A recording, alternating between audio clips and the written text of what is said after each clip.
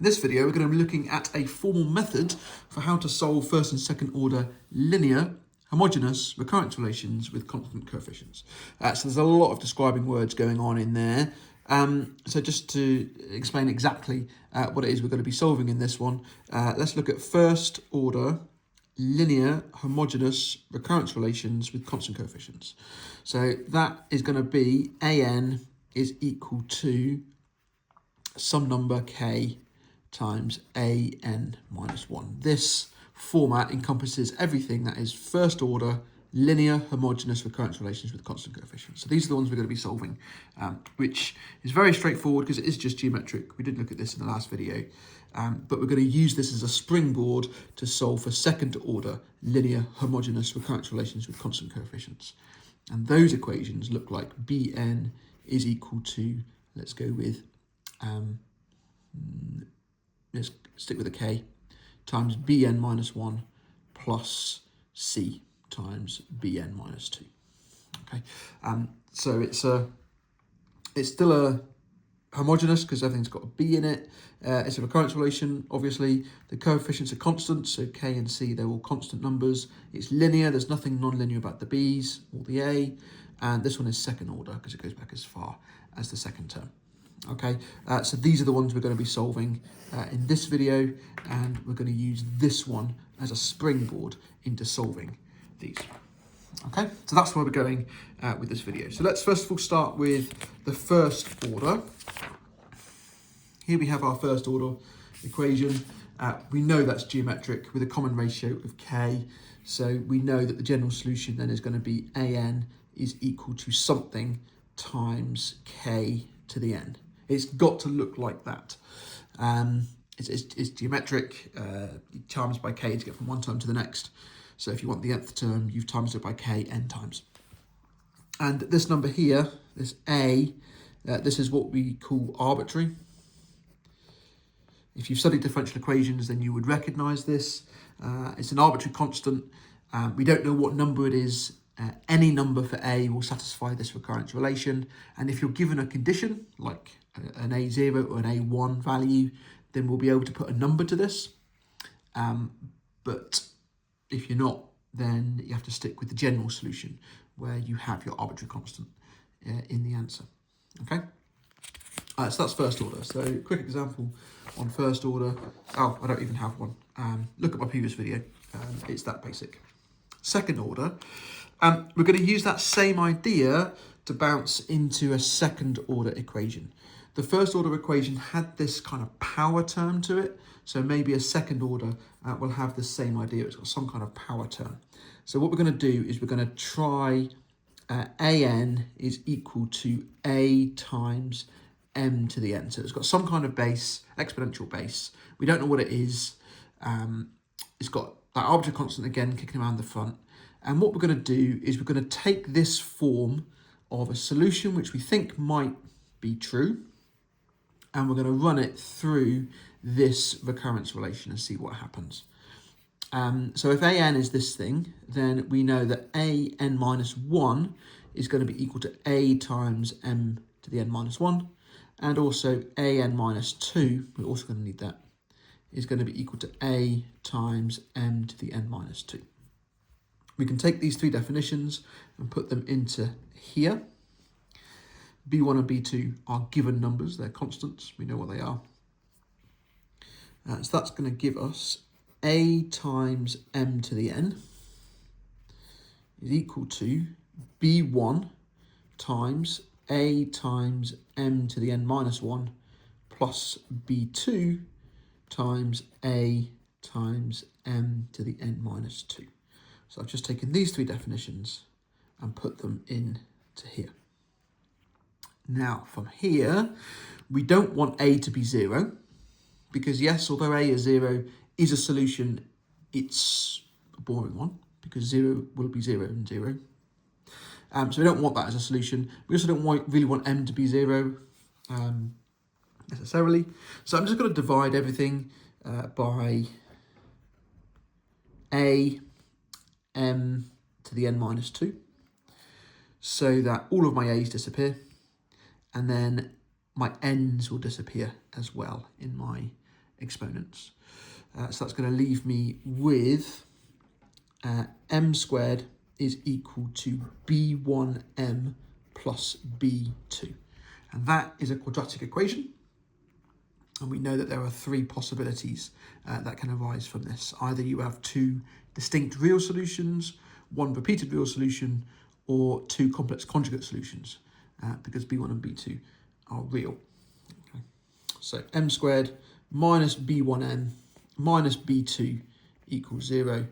That will tell us then that m is going to be b1 plus or minus the square root of b1 squared minus 4ac, all divided by 2a.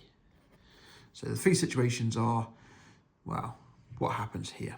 Is this positive, is this negative, or is this 0? Okay, so we're going to consider each of these cases in turn. Is b1 squared plus 4b2 positive? Is b1 squared plus 4b2 negative? And is b1 squared plus 4b2 0? Because each of those is going to give us a different case. Okay, so let's have a look at case number 1 to start with. Case number 1 is when they are positive, when the discriminant is positive. So then we have two m values, m1 and m2, which means an is equal to a times m1 to the n, satisfies the recurrence relation, and also an equals a times m2 to the n, satisfies that recurrence relation as well. And because the recurrence relation is linear, which they are on this course, then when we add those together, that will give us a new solution, which is also a solution. So I'm going to say a times m1 to the n plus, and just to differentiate the a's, or the two arbitrary constants, I'm going to call this b times m2 to the n. And that's a good thing, because it's a second order recurrence relation. We actually need two arbitrary constants. So we have one here in the first, and we have one here in the second. And that's good, because it's a second order recurrence relation. So we have two arbitrary constants. So we need two conditions, maybe A1 and A2 to calculate A and B, or A0 and A1 to calculate A and B, or something. And that will allow us to find numerical values for A and B. Okay, so that's the general theory for when the discriminant is positive. Let's see that in an example with some numbers. So we're going to find the general solution to these recurrence relations. So part I, we can actually jump straight from the recurrence relation to that quadratic. That quadratic has a special name. It's called the auxiliary equation. And the furthest term back is going to be a constant. So that's going to be a +8. And then you keep increasing m until you work your way up to the highest power. So because this is a second order, then this is going to be an m squared. So m squared, that's going to equal 2m plus 8. Now if we solve that quadratic, we will end up with -2 and 4. Which means the general solution of this recurrence relation is an is going to be some constant times -2 to the power n plus a different constant times 4 to the n. And that is very analogous to differential equations if you have studied those already. And if you haven't, then, well, you will essentially be meeting this method twice, because that's on the compulsory part of further mathematics. All right, part 2, same idea. It's just different numbers, but let's see what happens. So this is going to be an m squared. It's going to be equal to 3m minus 2. And if we solve that quadratic, we will get m is 1 or 2. Again, they're two distinct real, so it fits case 1. Okay, two distinct real values of m. Therefore, bn is going to equal a times 1 to the n plus b times 2 to the n. And because 1 to the n is always 1, we could simplify that as being equal to a plus b times 2 to the n. Okay. And again, two arbitrary constants are present, which is what's required for a second order recurrence relation. Okay, part B, we're going to find the particular solutions to the above questions for some conditions. So these are what are called the general solutions to the recurrence relation. We've now got some information about the beginning of the sequence, and that will allow us to find particular numbers for A and B in each case, which will give us a particular solution to these problems. So this first one here, we're going to use A0 is 4 and A1 is 10 into this one. So A0 is 4, that's going to give us that 4 is going to be equal to A plus B. I'm plugging in N is 0. So my left-hand side is 4. My right-hand side is A times minus 2 to the 0, which is A. B times 4 to the 0, which is B. Okay, so that gives me that equation. This one here, plugging in N is 1. On the left-hand side, I get A1, which I'm told is 10. On the right-hand side, I'm going to get minus 2A. And I'm going to get a plus 4B. That's a pair of linear simultaneous equations. Solve them however you would like to. I'm going to do that plus 2 times that. So it's going to be 18 equals 6B. So B is 3. And if B is 3, then A is 1. Probably check. 1 plus 3 is 4, so that's good. And then minus 2 plus 12 is 10. So brilliant. Okay. Now we've got A is 1 and B is 3. We can plug those into here to give us our solution. So therefore, AN is going to equal minus 2 to the n plus 3 times 4 to the n. And that is the particular solution to that recurrence relation. All right, do the same thing with part 2. This time, there's my general solution, and here's my conditions.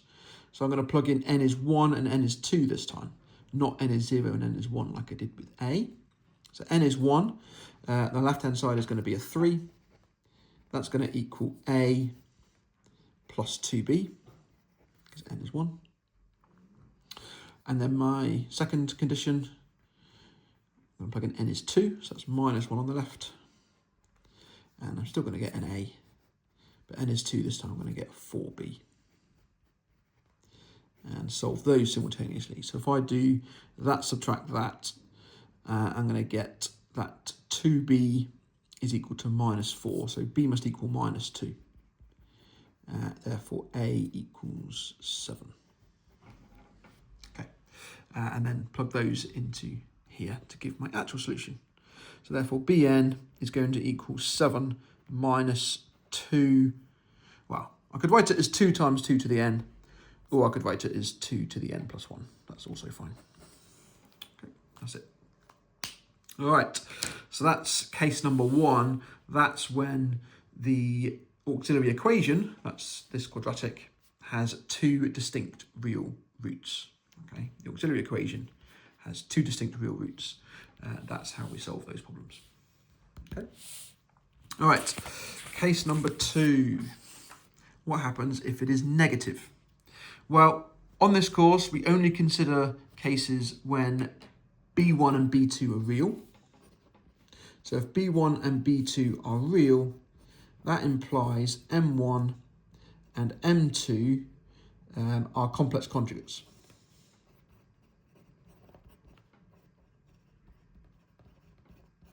By AS core pure theory. Okay. So by A2 core pure theory, and if you haven't met complex numbers yet at this point, then don't worry too much about this. You don't need to know the proof of this. But if you have, then hopefully you'll be able to follow along. We can say that M1 is going to be RE to the I theta, and M2, the other complex root, is going to be RE to the minus I theta. Okay, those are 2 general complex number forms for 2 complex conjugates. And I've written them in exponential form because, well, we're going to be raising them to powers, so it makes sense. Actually makes the maths quite nice. So we can jump into the general case.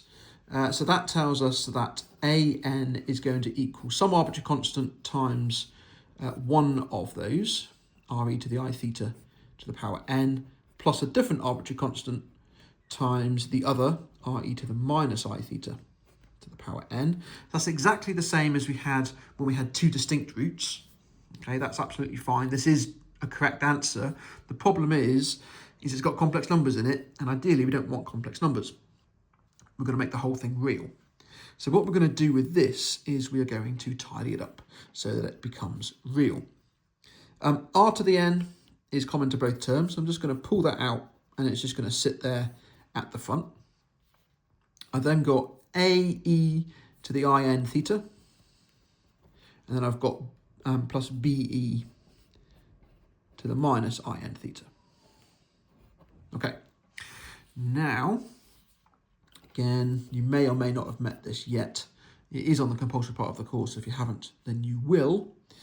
But E to the I theta is identical to the cosine of theta plus I times the sine of theta.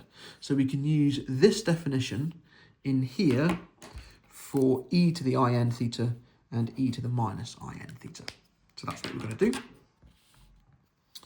Therefore, AN is going to equal R to the n into A into cos of n theta plus I times sine of n theta. And then we've got plus this one, which is B into cos of minus n theta plus I times sine of minus n theta.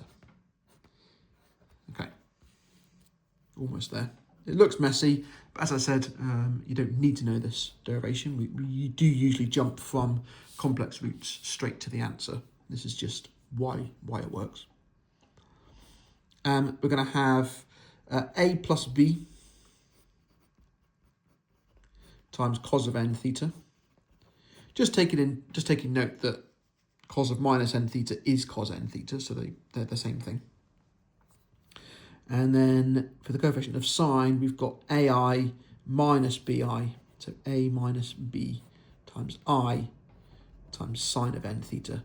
And taking note that sine of minus n theta is minus sine n theta. Okay, that's the odd property of the sine function. And what we do there is we redefine our constants. So this constant and this constant, let's call that a C, let's call that a D. They're arbitrary, so it's fine. And what that has done is it's eliminated anything that was complex.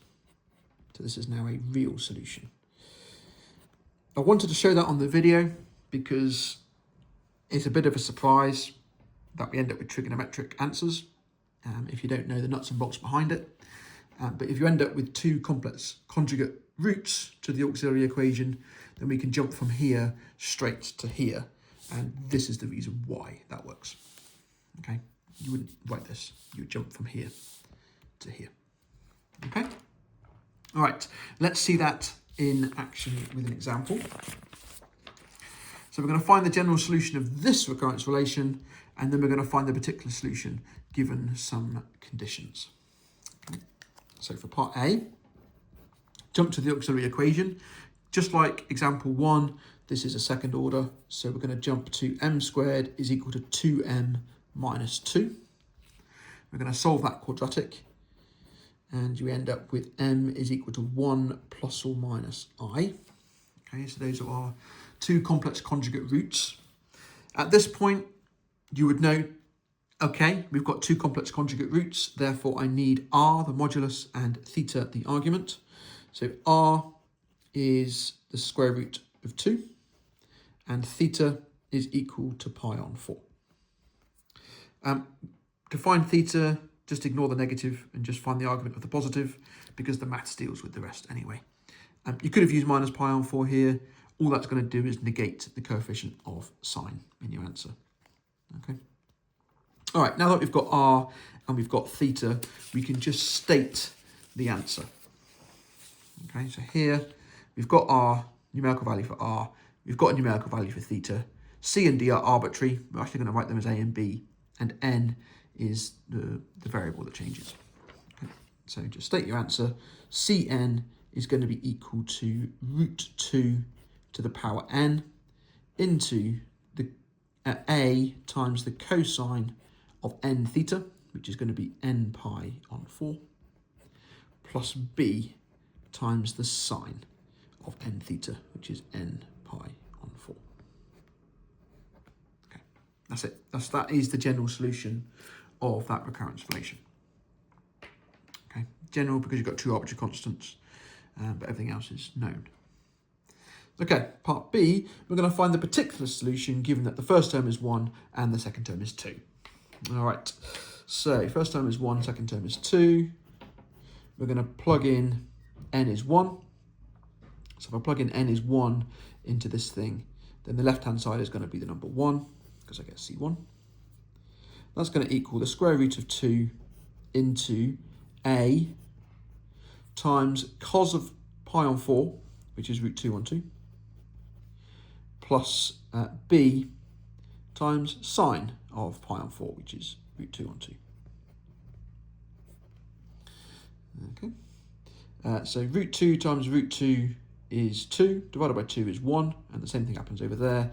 So that actually gives me that a plus b equals 1. Okay, and the next one is C2. So plugging in n is 2 into this, I'm going to get C2, which is 2. That's going to equal root 2 squared, which is 2, into a times the cosine of pi on 2, which is 0, plus b times the sine of pi on 2, which is 1. So that's going to give me 2 equals 2b. Typically, there would be a pair of simultaneous equations, but in this case, the a is cancelled from the second one, and I end up with a is 0 and b is 1 is a solution to those simultaneous equations. Now that I've got numerical values for a and b, I can put them into here and state my my particular solution. So therefore, Cn is going to be equal to the square root of 2 to the power n times the sine of n pi on 4. And that's the answer. That is the closed form for Cn. Okay, one final case. This is the trickiest of them all to prove. It's going to occur when the discriminant is 0. The discriminant of the auxiliary equation is 0. And what I'm going to do is, because it's so tricky, I'm going to do a whole video on why this is what it is. And I'll do that next. For this video, we're just going to jump straight from here to here. This is the recurrence relation. This is the condition for there to be a 0 discriminant. If both of those are true, then the general solution looks like that. Okay, it's a linear term times the 1 root of the auxiliary equation to the n. Okay, a and b are arbitrary constants, and m is the repeated root of the auxiliary equation. And in an exam, you would go from this line and just state that. Okay, you wouldn't do the nuts and bolts. That is going to be presented in the next video. In fact, the next video, not needed for the course at all. Okay, it's just there really to justify this step, going from here to here. All right, so let's have a look at an example of this. We're going to find the general solution of this recurrence relation. So part A, jumping to the auxiliary equation, again, second order, so m squared is going to equal 4m minus 4. That is going to give me m is equal to 2 or 2 if I were to solve that quadratic. Okay, so we can see it's a repeated real root. So therefore, this is case 3. All right, this is, we state that the general solution is some linear function, which I can't remember what I wrote actually. I said an plus b. It could be a plus bn. It doesn't matter. Let's just do a plus b. It really doesn't matter which one your n goes with. I'm going to do that times 2 to the n. Okay, so we've still got two arbitrary constants, which is what we need for a second order recurrence relation, and the two roots have appeared one with a constant coefficient and one with a linear coefficient. Okay, and that's it. That is the general solution. That's all you need to do. That's all you need to know for the exam. The whys that work, well, that's above the spec, but I'll cover it in the next video. Part B. We're going to find the particular solution to this recurrence relation, given that the first two terms of this are 1. Okay, so we're going to plug 1 into here, and then plug in n is 2 into here. So plugging n is 1, the left-hand side is going to be d1, which is 1. That's going to equal a plus b times 2. Okay. And then plugging in n is 2, we're going to get d2 on the left, which is 1. And then we're going to get a plus 2b. And then that is going to be times 2 squared, which is 4. Okay. A pair of simultaneous equations, which you can solve it using any method you want. I'm actually going to jump onto the GDC because I'm feeling a little bit lazy. Simultaneous equations with two unknowns. We've got 2a's, 2b's, and that equals 1. And on the second one, we've got 4a's and 8b's, and that also equals 1. And that gives us that a is 3/4 and b is -1/4.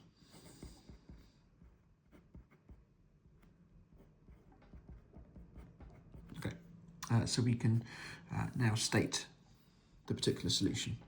Therefore, dn is going to equal 3/4 minus n over 4 times 2 to the n, which you can leave it like that, absolutely fine, or you can take the 4 out. So I can have 3 minus n times 2 to the n, all divided by 4. That's also fine. Oh, in fact, because 4 is a power of 2, I could even bring that in as part of the exponent. So 3 minus n times 2 to the n minus 2. Yeah. That's quite nice. Okay. Right, so that's my third and final example there. Just want to summarise everything that we've done in this video. It's been quite long, almost half an hour, but I think I've covered quite a lot. So given a general recurrence relation, and just to emphasise, A and B are real, this is going to be described as a second order recurrence relation that is linear, homogeneous, and has constant coefficients. Okay, that's the most general form of this. A and B are both real. A may be 0, but B won't be. Then what we do from here is we jump to the auxiliary equation. Okay, AUXILLY equation. And that is m squared equals AM plus B. That's a quadratic, which we go ahead and solve. So m squared minus AM minus B is equal to 0. That gives us that m is equal to a plus or minus the square root of a squared plus 4b, all divided by 2a. That's like divided by 2. And that leads us to one of 3 situations. Either 2 repeated reals,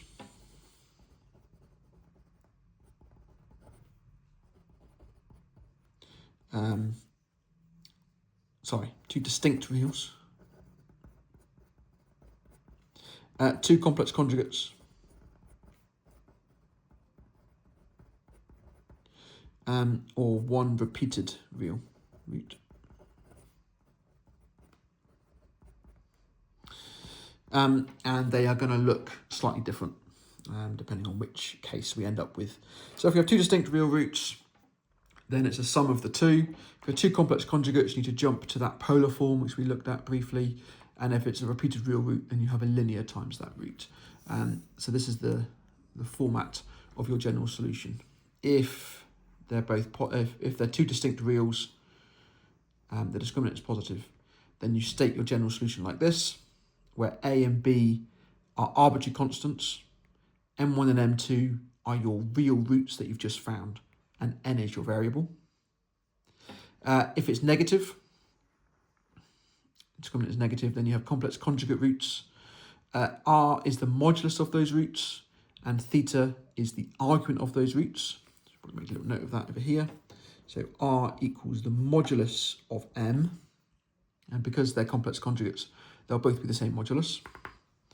And theta is the argument of M, and we would usually use theta such that it's between 0 and pi, so it's the positive argument. But you could take the negative, but we would typically use the positive. And then if it's a repeated real root, i.e. the discriminant is 0, then we have this linear function times the one root to the power n. And our two arbitrary constants there, a and b. All right, so you jump from the recurrence relation to the auxiliary equation, you state the solutions, you decide in your head which of the three cases it is, and then you state whichever form your answer will be. Okay, that summarises everything you need to know for second order recurrence relations, at least homogeneous ones.